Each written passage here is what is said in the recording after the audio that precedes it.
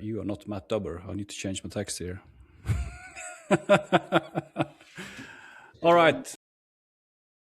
Welcome to the podcast.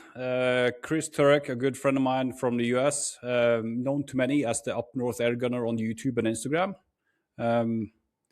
Chris, welcome to the show. Could you do a short introduction of who you are and what you do? Awesome. Yeah. Thanks for having me, Oscar. Hey, everybody. My name is Chris Turek. I'm known as the Up North Air Gunner and just longtime hunter. I just turned 50 years old this year. So I've been Congratulations, man. probably over 40 years at this point. Yeah, I mean, honestly, it's just like my passion for hunting and just the outdoors drew me into air gunning and precision firearms. And so it's been a crazy ride. I mean, I just got into the sport, I would say probably back in 2017. I mean, we've all grew up hunting, right? And shooting and things like that. But I would say that my deep dive into all of this was probably back in 2017. And it's just been an awesome ride ever since. We can go into all the different areas of what that ride has consisted of. But I think that one of the coolest things is like some of the friendships and camaraderie that I've been able to have with other passionate, outdoorsmen like yourself. Yep. Yeah, so it's been an awesome. There's so much knowledge in the camaraderie, sitting around the bonfires when we are done hunting and sitting there geeking out about the gear, calibers, bullets, and just listening to you guys who are well into the airgun hunting side. That's pretty spectacular. So I think we met back in 2022. Is that correct? 21 or 22? Somewhere around there. Yeah, it was around right after the peak of COVID sometime, somewhere in Yeah. there. Yeah, I remember it was good to kind of start running around in airports after a year and a half of lockdown. It was pretty unusual to be home as much as I was, to be honest. But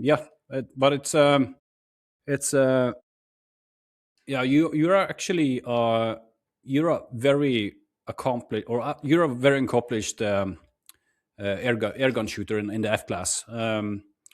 And there's a couple of things you want to talk about today, topics of the episode. So it's going to be airgun or whitetail hunting, airgun style and arrows. Then Benchrest shooting, and then we had a amazing hunting trip down to Airgun Chad, Iraq, veteran 88, where we did some fun shooting at longer ranges. You were testing out a lot of broadheads as well on the bore, so we'll talk about that. And yeah, I think we're going to aim at probably like 45 minutes or 50 minutes or something for the episode. So that's kind of the plan. But yeah, if we go into the whitetail hunting first, you hunt quite a lot in the US, correct? That is correct.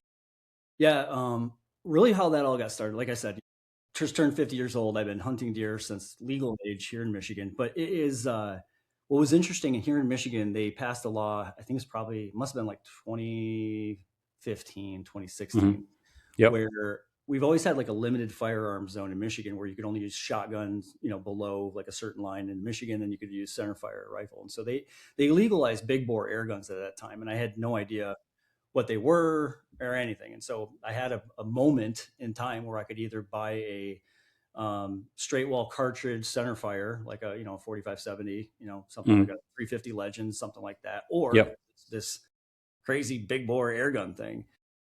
So I chose the air gun, and I realized that there's such a heritage to air guns and air gun hunting that I wasn't aware of. And that, it dates all the way back to the Lewis and Clark eras of whenever Lewis and Clark actually, made their journey across the United States into their exploration, that they brought with them a very crude 1800s big bore air gun. You fast forward to today, 2026, we've got big bore air guns now that are basically right at the same power level as black powder.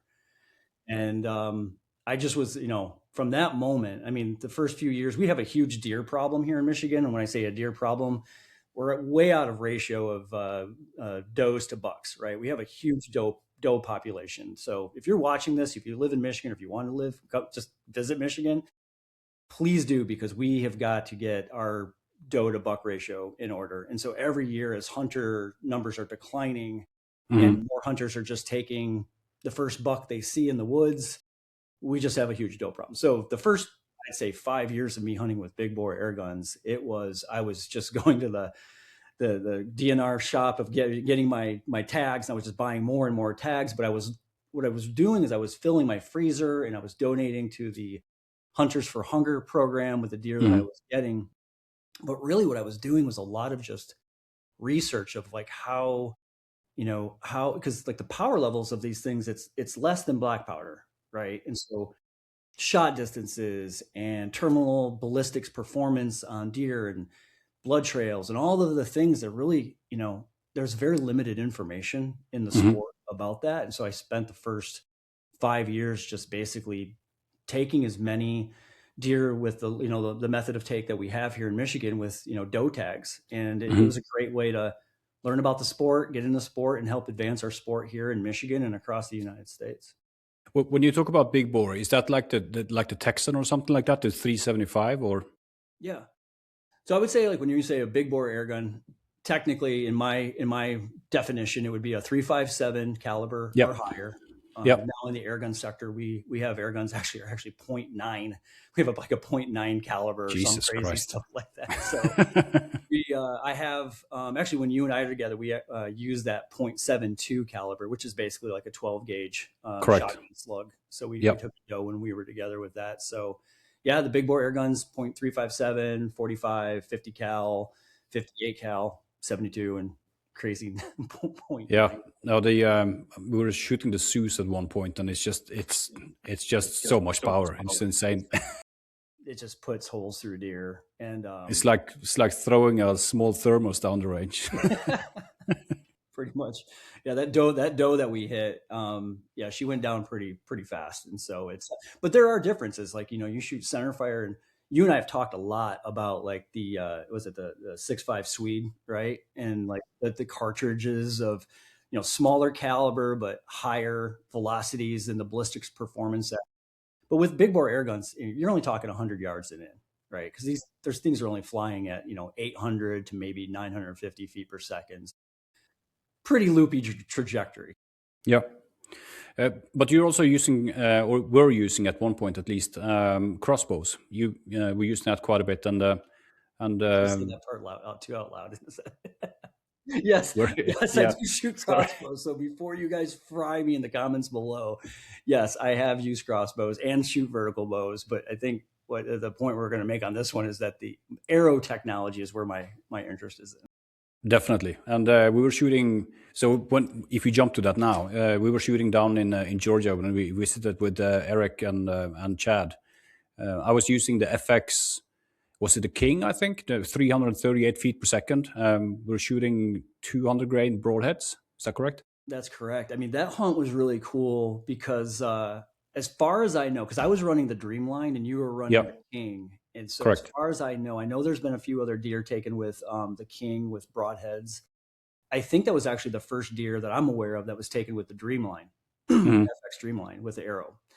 The reason that's really interesting is that the Dreamline, which is actually on my wall right here behind me, I use that for 177 field target.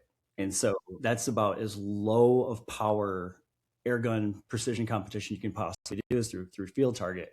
That exact same gun, we were able to put an arrow kit on it and have enough foot-pounds of energy to basically get a full pass-through on a buck. Yeah, we are.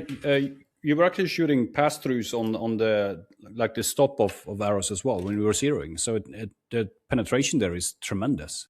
It's crazy, and it shows like just the wide versatility of air guns. You take something that's really a backyard plinker, pellet gun, to then you can take it out and actually hunt deer with it with those FX arrow kits. And so, yeah. But I think what you and I were geeking out about during these trips was, does the terminal ballistic performance of arrows shot out of an air gun versus, let's say, a crossbow or a vertical bow, compound bow, are there differences? And just the reality I think that you and I came to was that, look, velocity is velocity, right? When that arrow is going towards the target, it doesn't care if it was shot from an air gun or a stringed instrument.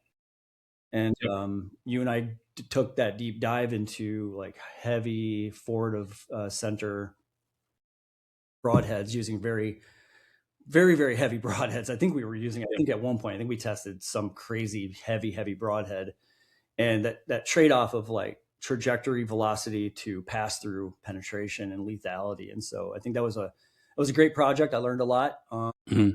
I'm still on the fence of mechanical broadheads versus fixed blade. I mean, I think there's people in the hunting world, they are just diehard one way or the other. I do a lot of work with Andy from Thorn Broadheads. He's got these Mhm. really mechanical, like, 2-inch, opening blades that are great in certain applications where you've got like high velocity crossbows or air guns. They're great, but when you get into that lower side, where you and I were basically hunting, was pretty much equivalent to like compound bow velocity. Yep. So Yep. in those situations, we were using fixed blade. So Yeah, it was pretty cool. And actually, when we were hunting down there, that was my second trip down to Georgia. First time I was there, I was over there with Keith and Norm, and we were actually, that was the first time we were testing the air guns with arrows on hogs, and we were testing with mechanical broadheads, and the results wasn't that good. So, but the hog that I shot, thermal hog that I shot, we yeah, were testing on that afterwards as well. And just the penetration difference from the Dreamland to the Crown was also quite visible. But those hogs are they're small tanks. The kind of way they're built, and if you just kind of pet them once they're down, it's just a hard muscle, that whole thing. yeah, they have this we call it like an armor, but really what it is, when they're wallowing in the mud, right? They get that Mm. heavy clay Yeah, kind of armor protection over their vitals, just from the fact that they sleep in the mud, and they just get all that caked on mud around them, and just trying to get penetration through that yeah, sometimes is really difficult. yeah. And just talking about the air gun arrow technology that's out there. So my full time job is I actually work with Saber Tactical, Donnie FL, and Karma Air Guns as their director of marketing, and we have like a lot of different accessories from Saber that has a we call it the fishing kit, but really it's an arrow Yep. kit for the FX Yep. Impact. So I was testing that thing, and you could put that on an FX Impact, which has a way more power potential. And now you can just push, and we've been using it to go bow fishing for carp, but you could use that to hunt deer with, and not just or hogs. And I think that extra power is really, when you're hog hunting, you got to have that foot-pounds of energy and that velocity to punch those animals. Definitely. Yeah, and also one of the really cool things about the arrow side of it with air guns is that you get to push behind the broadhead. So it's kind of, you're pushing the broadhead, and the rest of the shaft is just following, instead of having that energy come from the rear of the arrow, like you do with bows and stuff like that. So it becomes really, or the precision you get in it is tremendous. And when we were in Michigan, we were actually shooting out to 100 yards with that, and aiming and hitting like this. It was tremendous. I forgot about that. Yeah, that's right. We put that box out there at 100. Correct. Yeah. And what was neat about that is we used the Element Optics. I remember now, because we used the Element Optics ballistic app to basically calculate that trajectory, which was ridiculous. Yep. I mean, the holdover Yep. was nuts, but it's all ballistics, right? We calculate the ballistic coefficient of the arrow, and if I recall, it was like the same as like a pellet. It was like 0.05 G1 or something. Hmm. Yeah, and it was like, yeah, after playing with that a little bit, just over and over and over again, we were putting arrows in an apple-sized target. Yep. It was tremendous. That was a fun trip as well. Yeah, yeah. And I remember you were using like the harnesses and stuff like that, hanging up in threes like Tarzan, basically. But that's another thing about coming from Europe as well, going into the US, and the way you guys are hunting whitetail with the tree stands and all that equipment. It's completely different from what we do here, basically. Yeah, Um, it's I mentioned I turned 50 this year, so as a caveat on that is that I kind of gave up the saddle hunting. I mean, I had okay. about a 5-year period where I was trying to get into saddle hunting, which is basically you're getting up into a tree with nothing more than you're on a rope Yep. tethered to a tree. You're standing on a platform that's probably about this big, Mm. and you're just dangling. But the benefit of that, like you and I saw, was you get a full 360-degree radius around the tree, If a deer comes in behind you, you can actually move yourself to actually use the tree as a, to block your, line of sight to the animal. And it was great. I learned the hard way though, that it can be a very unsafe way of hunting. And I actually Oh, did you fall? I didn't fall, but what happened was is I use climbing sticks to get up to probably about 15, 20 feet up. And it was, I think it was last year, maybe. Yeah, it was last year, early season. I was up there with my compound bow, and basically I didn't have the top rail secured in because they're basically just wrapped around the tree, and Yep. it gave way and it fell. Yep. I'm just dangling there by my harness, thank goodness. And it took me about an hour to figure out how to get out of that tree. And it was one That's of those a things scary where, situation. yeah, I mean, if you're a younger hunter, you got more upper body strength, you've got that. And I think it's a good thing to remember as you age in your hunting career. There are in our heads, we're like still 16 years old, right? We want to hike out 5 miles in the, into the back country, but you got to remember, like, how, if I down an animal, how am I going to get that animal back? Right. Or if I have an emergency, am I in a position where I can either get myself out of that situation? So yeah, as I've gotten older, I've kind of realized, but yeah, saddle hunting was great. But I've been doing a lot more just ladder stand hunting. I've been hunting with Keith out there in Kentucky. He's got a beautiful piece of land that we've been hunting and managing, and he's got these awesome box blinds set up. And so yeah, I mean, but Yeah. we in here in the United States, we use all kinds of different elevated hunting options. Yeah, I've been hunting in Wisconsin as well with a friend of mine, and when we started out there, it was like minus 26, and we're sitting out there in the ground blinds with nothing on almost, and but it's developed there as well. So now they have the heated blinds and all that kind of stuff. And getting older, you appreciate the comfort, I have to say. It is a lot of fun, and the whitetails up there compared to down south, it's a completely different animal. Totally So different. yeah. Yeah. Here in Michigan, we have, so I live in extreme northern Michigan. So it's a lot of hardwoods. We have harder winters up here. There are big bucks. You know, there are big bucks, but the biggest bucks here in Michigan are down in like the industrial agricultural land, like where you got, soybeans all the time and corn. And I hunted down there a couple of years ago, and you'd see bachelor groups of bucks in, early season, like in Mhm. September before opening day of October 1st archery. And they're just monsters, absolute monsters. Then over in Wisconsin, I mean, their deer just get huge. And I think it's a testament to proper conservation and Management, yeah. just management. And if your state isn't doing it correctly, yeah, you get small bucks, you get too many doe, like we talked about before. So yeah, I think Wisconsin's doing it right. I mean, I don't want to go through all the list of states because I know it's a challenge in some areas, but Kentucky's doing it right. And when you do it right in those states, you get big bucks. Yep, definitely. It's a lot of fun. It's you never, or there's always something new that happens.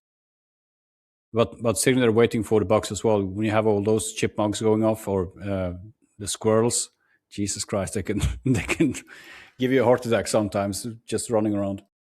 It's fun. It's fun. Getting back to you are definitely one of the best shooters on the F class and stuff, or Benchrest. You have been on the final or finale team a lot at Armac. We talked to Matt Dubber earlier last week. Actually, I'm talking about Armac as well. You've been there quite a lot of years, and could you talk a little bit about the details that goes into getting to that kind of shooting level? I know there's people geeking out about pellets, weighing pellets, all that kind of stuff, tethering, untethered. Could you tell us a little bit about that? Yeah. So I started competitive bench rest back in 2019. And for me, it was more of just a way of doing something in the summertime, in the spring, summer, leading into the fall hunting season, and just, keeping my marksmanship skills up. There's a lot of things you can tinker with in that process. I've made RMAC finals once. I've missed it just a lot of times. You just miss it by a little bit. And what I've learned is when you miss the finals, or the fact if you can make the podium, and I won Extreme Benchrest 2025 last year in October. I actually won the first place there. But what I've Congratulations. realized is it's more about your own. It's more about you as the shooter, right? I think Mhm. you get into a little bit of a equipment focus a lot. And don't get me wrong, there's a lot you need to get sorted out with your equipment, with sorting your ammunition and pellets and getting your tune right on your gun. But if you're only focusing on the equipment and you don't focus on you as the shooter, shooting Benchrest air gun is a lot different than trying to shoot a firearm match, like whether it's PRS or F class or Benchrest in a firearm situation. You've got like your cartridges and firearms. I mean, all of the potential energies are right there in that cartridge. You don't have to worry about any of that. So imagine having to more or less hand reload ish, on the fly, making sure that your next shot actually has all the gunpowder in the cartridge.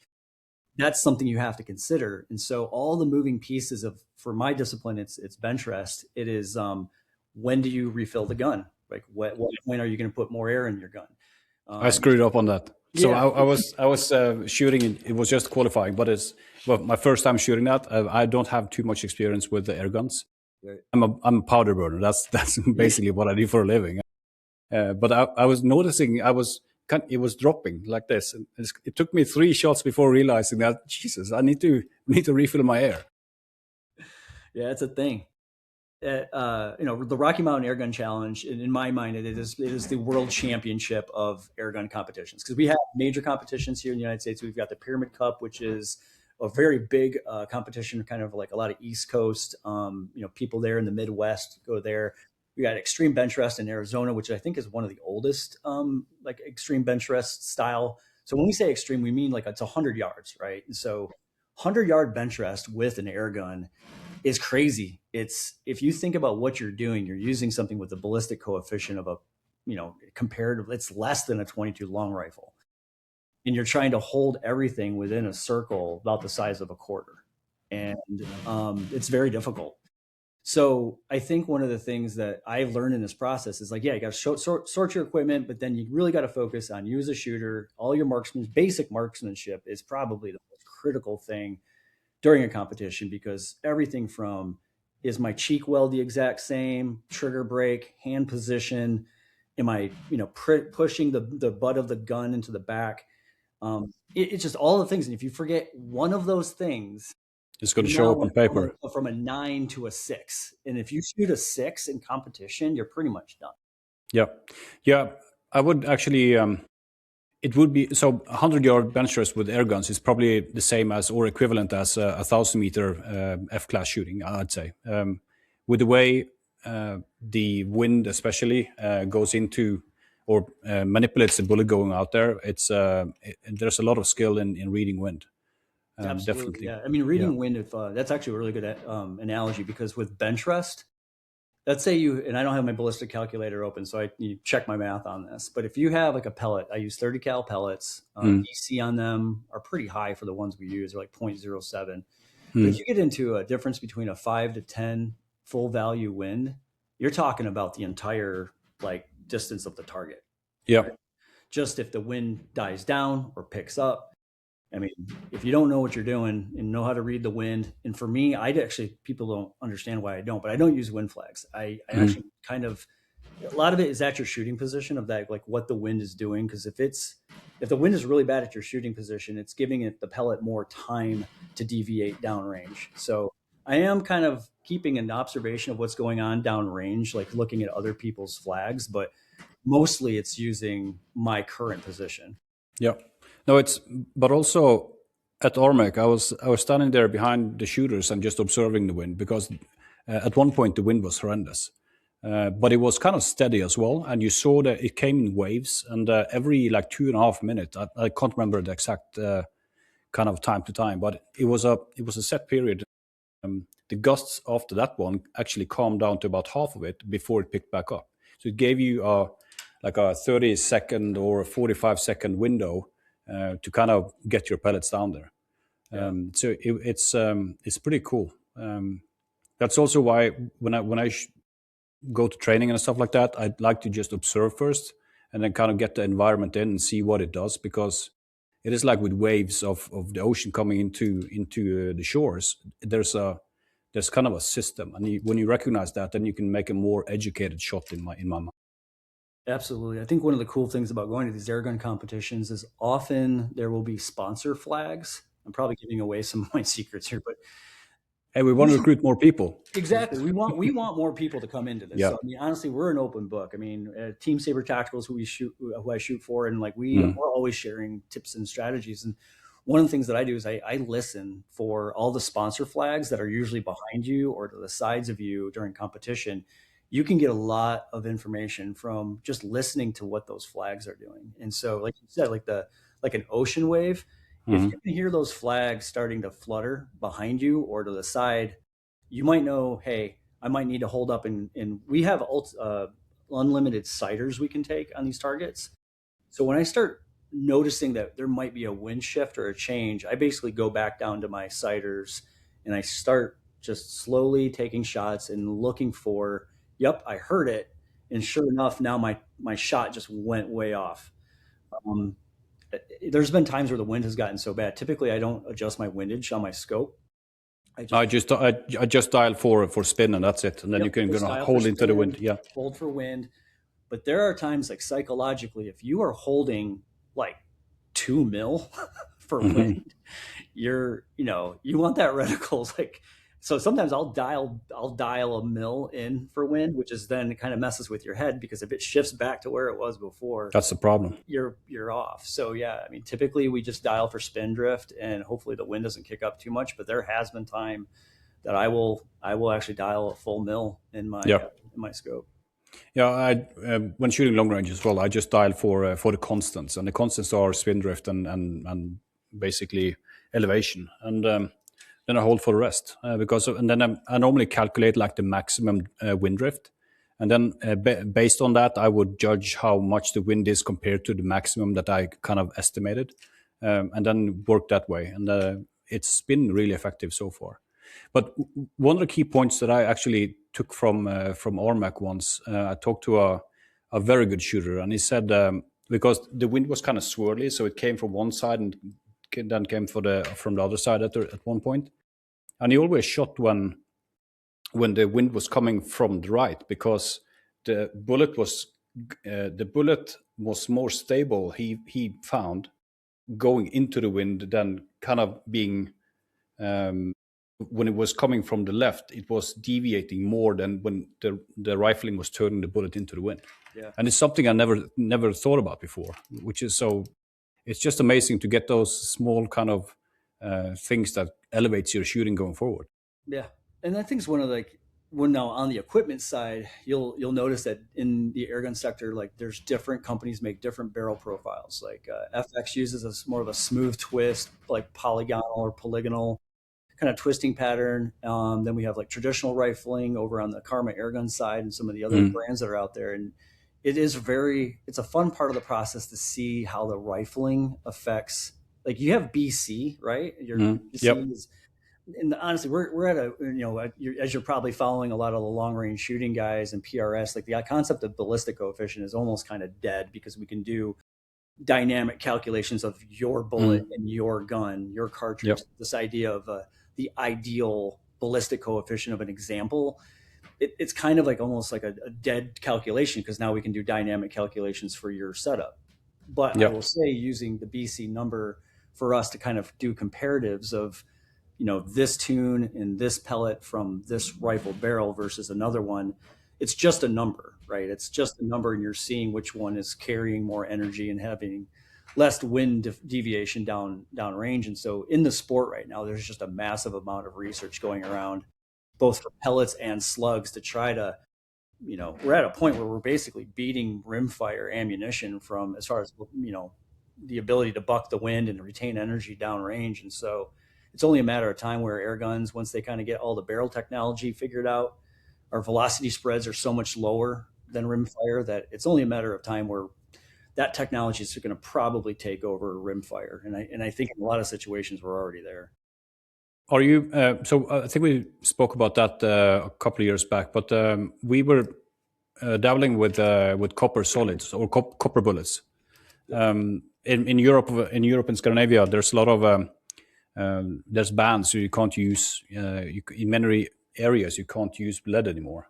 Do you see copper going into air guns as well, the copper bullets? Yeah, so we've been testing copper bullets. My friend Chad Simon over at Lethal Air, he was working with Lehigh Ammunition at one point, and he kind of started his own R&D process to come up with his own copper slugs. Mm. As a matter of fact, the last deer I took this year was with one of those slugs, and so Cool. the terminal performance of copper is pretty amazing, and it actually kind of goes against my thought process, right? Because we always think of using lead, you get massive expansion with lead and 100% weight retention, right? With lead, but it's crazy with these copper. They basically the slugs that he developed. It's kind of like a fracturing slug where the core then penetrates all the way through. And one of the challenges with big bore air guns, and actually true of black powder, is if you're using an expanding lead slug or bullet, there's a lot of times you don't get full penetration. And I think, depending on what hunter you talk with, they're going to have varying viewpoints on this. I personally like to have a full pass through. And I do too. Yep. I think there's a school of thought, if you get a full pass through, it means that you're wasting energy on the backside of that deer. The reality is with air guns is there's no thermal, there's no like hydrostatic shock of these animals, right? I mean, it's kind of a combination of like an archery terminal performance with bullets. And so getting that full pass through is key. And those copper slugs, it seems counterintuitive because they're lighter, right? They have a smaller sexual density of mass.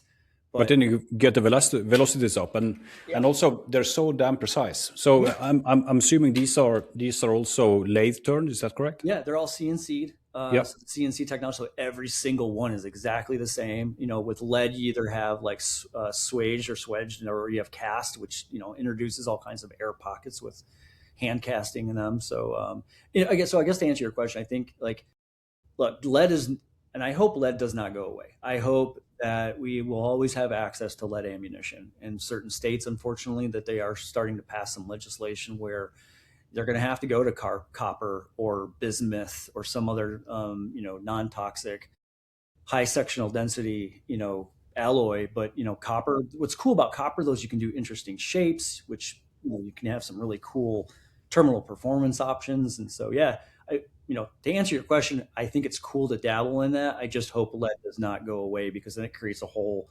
slew of problems with, pellet shooters and everything else. But and it's going to drive the price up. Obviously, it's excellent to shoot with it, and it's really efficient and effective. But it is also costly, especially with the lathe turned CNC bullets, for sure. But I agree. I was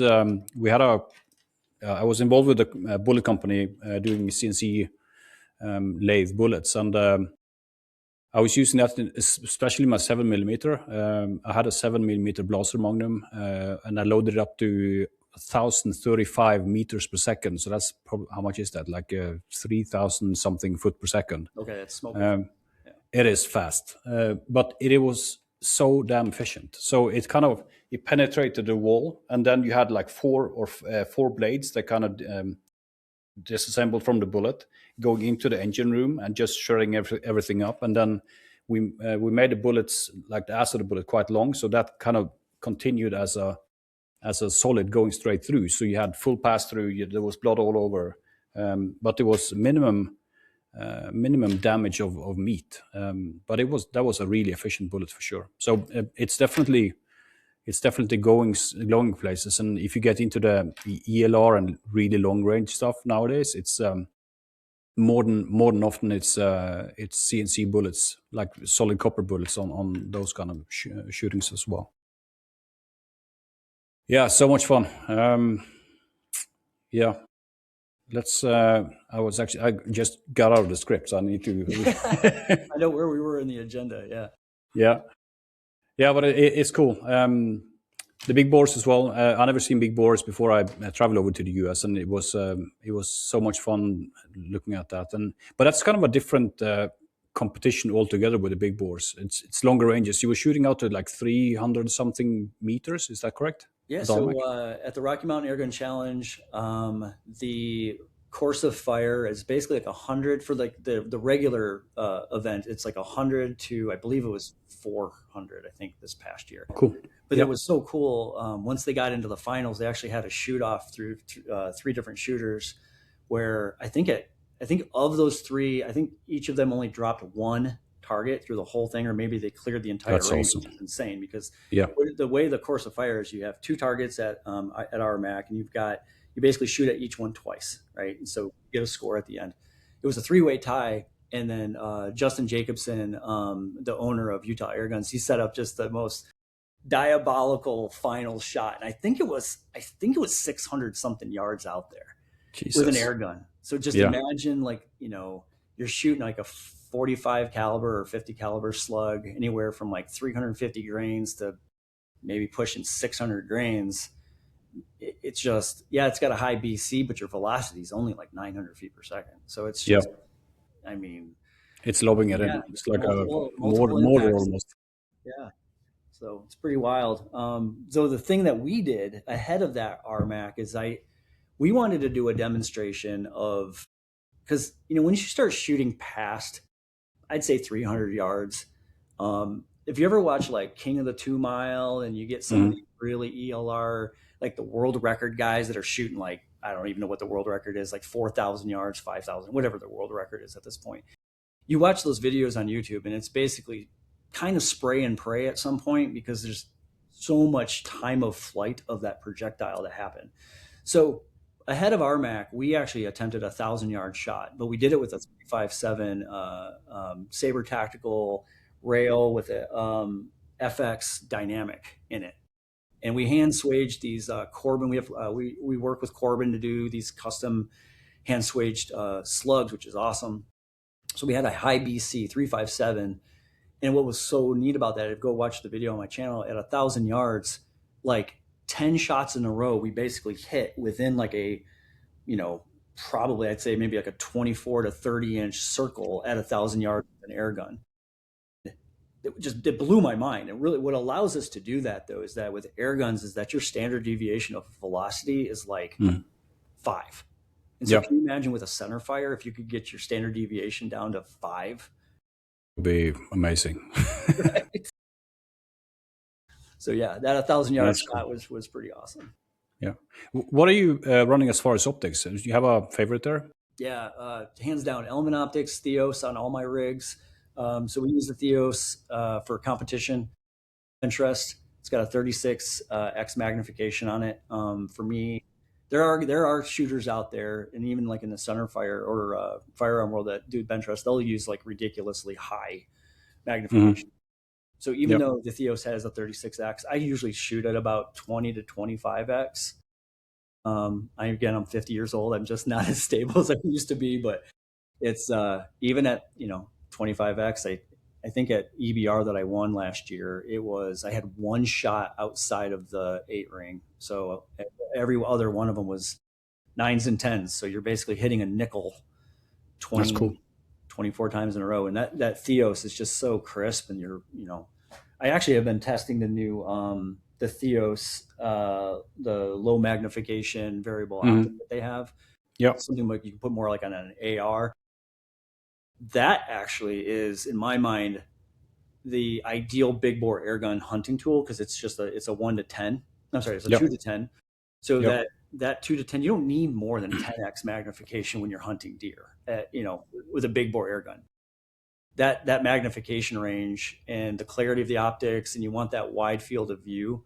That's been my go-to, at least this past season when they came out with the Theos, the shorter compact one. And it's a great piece of glass. But I mean, that's really top tier glass if you're going to really invest in one optic. But they're kind of entry level lines to it. It's like you're getting basically like you're getting like a $900 to $1,000 scope for like $600. So it's like, the value for money in the Element optics are just great, and the way it tracks. We're talking about this with Matt as well when he was on, and that's really their focus. And I think the precision in dialing is what is kind of gained a lot of ground, because obviously when you shoot air guns, you have to dial a lot to compensate for the drop. It's Yep. It drops quite fast.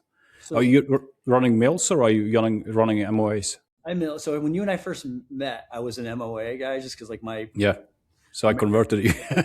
brain couldn't figure that all out. But Yeah. just meeting other precision shooters like yourself, when you all are talking in mills, and you need to have that common language. So I switched Yeah. over to MRAD mill scopes, which is great. And then in Benchrest, you're not having to dial, right? You're not doing any of those things, but the clarity is what you need. And so I shoot a Karma Red Panda.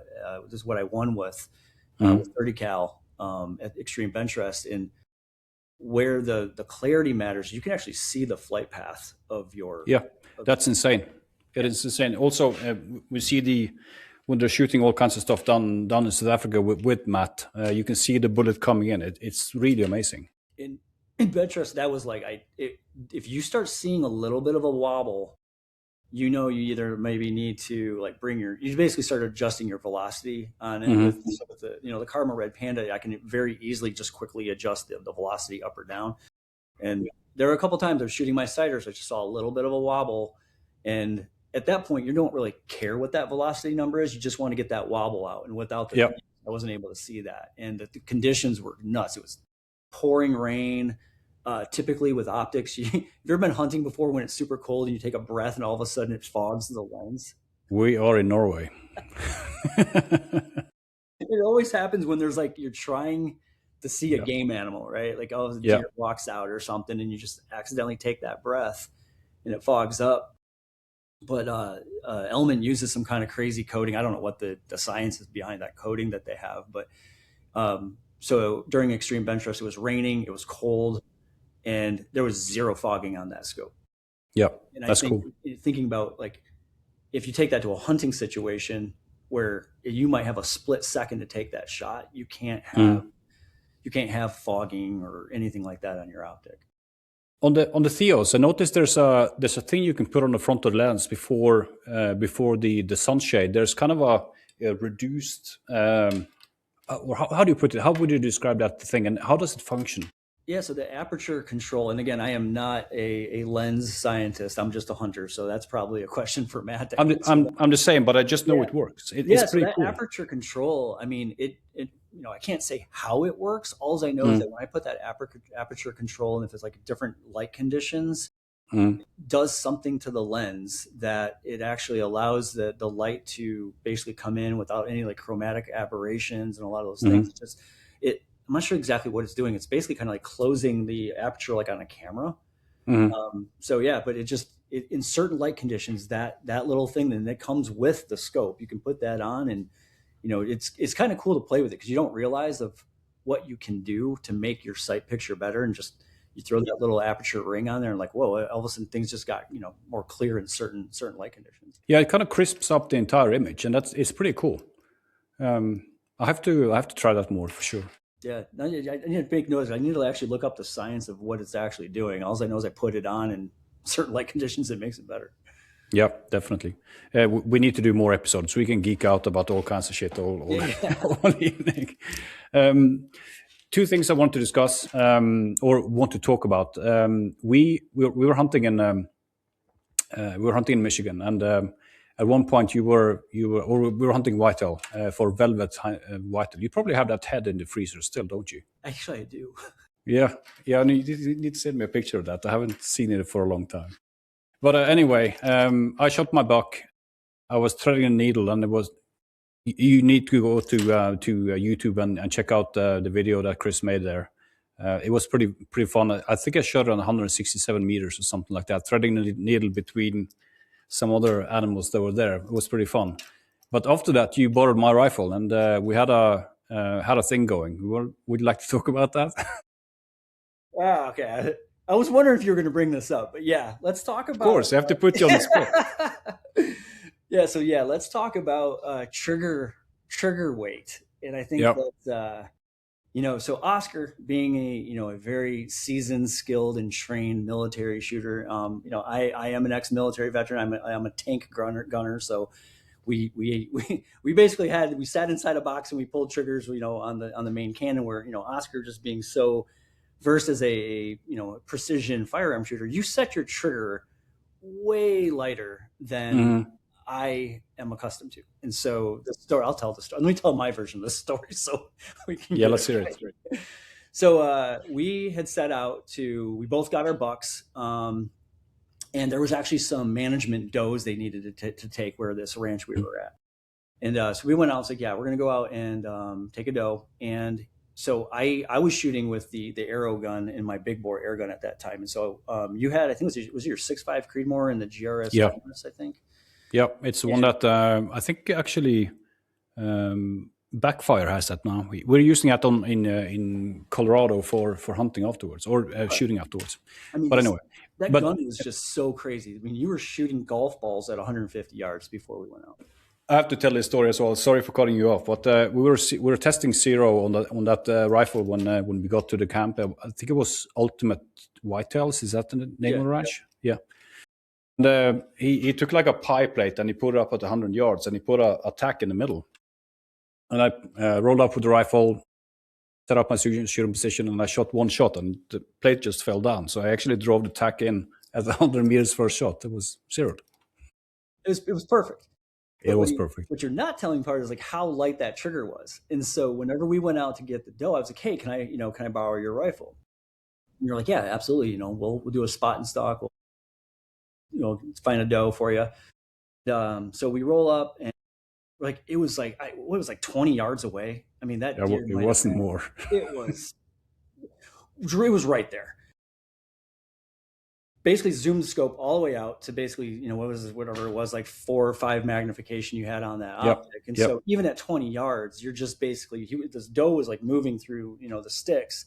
And I'm trying to basically find a shot window, but even at 4 or 5X at 20 yards, you're just seeing It's nothing. trees are Just huge. fur. Yeah.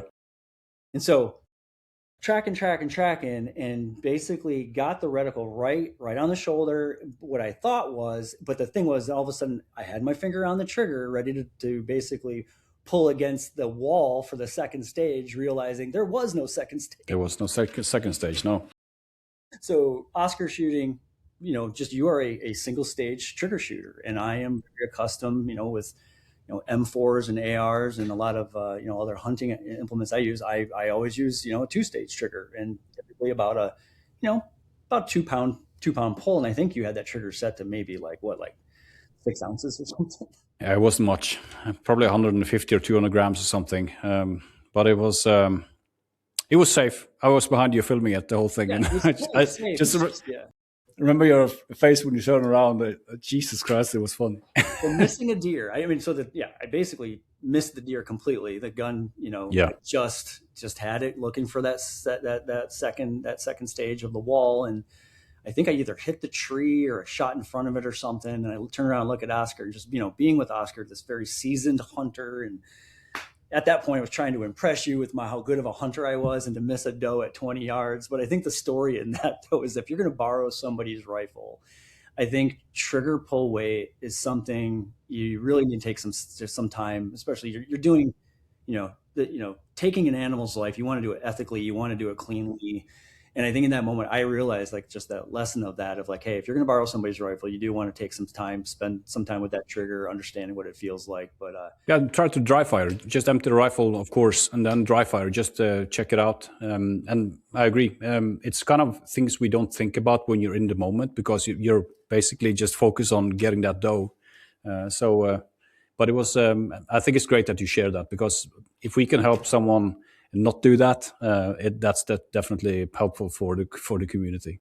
yeah, and I think as hunters, we all have pretty big egos, right? And I Yeah. think, unfortunately, we don't share what goes wrong in the woods. And I think a lot of Yeah. times people could learn a lot more from, mistakes that we make, errors that are made, and I think just creating that open space, and hopefully this podcast can be a place for hunters now Yeah. to come talk about the Yep. biggest buck they've ever dropped. And, they took an 800-yard shot on a deer and dropped it right where it stood. That's great. Whatever. Yeah. Tell us Yeah. about the things that you did wrong, because we all know if you hunt long enough, stuff is going to go wrong. Yeah, I agree. That's actually one of the episodes I'm planning on doing. Is I sent a WhatsApp over to the PH that was there, but I'm normally the guy who kind of drops everything first shot. But I had a hunting experience. Actually, I've been in South Africa quite a lot of times and hunting after shows and stuff like that. But this one time I actually got buck fever, and for 3 days I was hunting this animal, and I missed it 3 times. So that's not normal for me. So people were like, "Jesus, Oscar, you're right. You never. What's wrong with you?" But I like to share that experience as well, because as you say, if you hunt enough, then you get experience, and you will a or miss, but unfortunately also sometimes you will wound animals, which is the worst thing ever. And I've only done that once in my lifetime, and it kind of haunts you as a hunter for the rest of your life, I think. But you learn from it. So Yeah. If you don't, then you don't deserve to hunt anymore. So in my mind, going into obviously we've been hunting a couple of times. What is kind of your what is your favorite thing to do with the meat? And when you shoot a lot of does and doe tags, what do you like to do with that? usually like giving it over to my friend Keith Gibson, who's probably one of the most amazing cooks. So if you Yeah, ever he's get a a good chance, dude. hopefully you and Keith get a chance like to go deer hunting or go hunting again, because like some of the Yep. stuff he can do with venison is just it's amazing. I personally I actually learned this from Matt Biltong. Hmm. So it used to be I used to make tons of jerky, right? But now that I've had Biltong, it's the It's flavor of different. the saltiness and that tanginess. You could basically make it just air drying it in your basement over 5 days. Or I mean, when I process my deer now, I just basically do a whole muscle, and I'll do burger. I'll grind up like the rib meat and Hmm. some of the other things, but whole muscle, I slice them into 1 inch chunks, probably about that long. So you're just cutting it right off of the whole muscle. And yeah, look up a biltong recipe. I don't need to share here in your episode, but yeah, look up. Well, maybe we'll post it, with it. But We need to do a food episode as well oh for man, sure. just you get this. I learned how to toast coriander, like in a Mm, cast iron pan. And when you toast coriander, it almost tastes like toasted almonds in a way. mm, mm. So you mix all of that together. You just you basically toss the venison into it, and you let the venison hang dry for 5 days, and you literally have the best meat snack you've ever had, Yeah, ever. it's insane.